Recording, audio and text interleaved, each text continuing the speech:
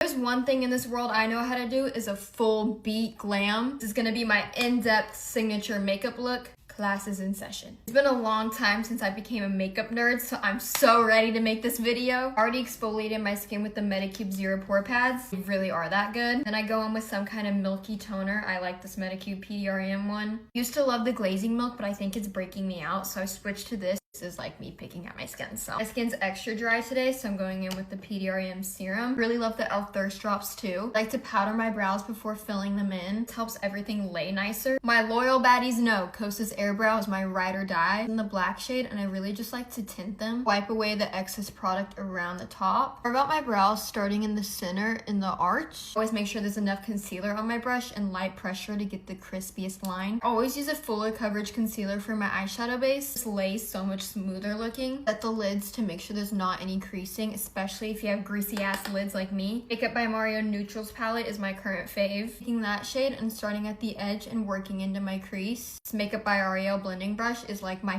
favorite brush ever. I do every look with this. I would actually really love to have my own brush line one day. I'm so specific with every single one. Going in with this like medium cool bone shade. Tapping this in the inner rim of my eye, it just adds a little bit of brightness without doing too much. The OG Urban Decay pencil in black. Start at the outer edge of my eye and I start to sketch a really messy wing. I like my wings going more upwards, so I line it up with my waterline and go like pretty much straight up. Does not have to be perfect. We're gonna smoke it out anyways. Bring it across my whole lash line. Really messy like mine, I take an angled brush and just kind of smudge it out and make it more precise. Dark brown shade. Tap over that black line and slowly start to smoke it out. With this look, I think the messier the better. It just gives sexy. Cleaning it up with the Q-tip is always the best part. A little micellar water on this. Once you do that, you can kind of see where you need to go back in and sharpen. A little black eyeshadow for this. Kosas Soul Gazer mascara is my absolute fave at the moment. I like ones that you can really get in this inner part and accentuate. It also has a lash growth serum in it, so it's actually good for your eyelashes. Solid black, that's a big thing for me. I hate when mascaras aren't like a true cool black. This is the Danessa Myricks Yummy Skin Serum. Either go in with the glowy serum like this or some kind of tacky primer. It just kind of depends on what base I'm using. For the Kosas color correctors, I love these because they have like a depuffing serum in it, so if you use it in the morning, it'll help like wake you up. The mix of the Illusion shade and the pinky one. Never color corrected before these, and now it's a step I can't skip. In the House Labs foundation today, warm it up into my skin with my finger. Their foundation brush too, and just push it into my skin. If you have dry skin and you haven't tried this foundation, you're missing out. NARS Soft Matte Concealer on the blemishes is undefeated. Anything you want covered up,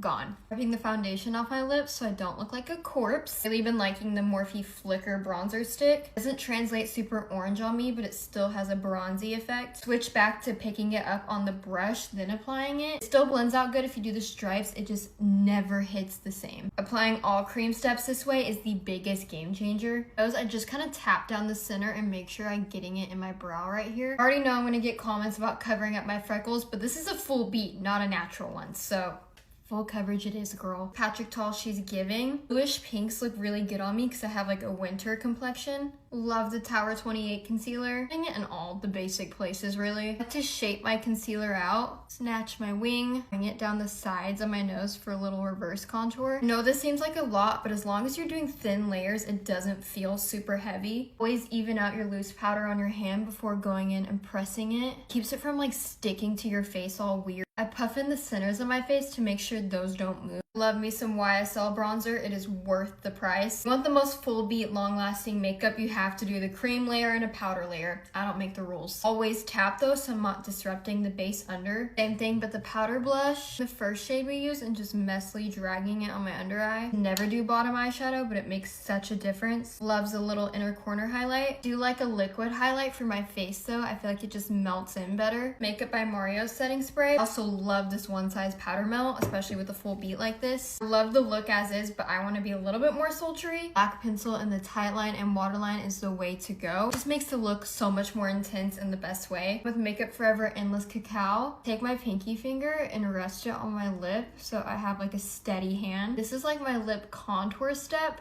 Now we take Wherever Walnut and we go right over it and kind of fill in the lip, blending like a pinky lipstick all over that. Finally finishing the look off, this is Huda Beauty Sugar Baby. I went in with a little bit more setting spray just because I like the luminous glow. But I told you this was a full beat routine. But try this look and tell me you don't feel like a baddie.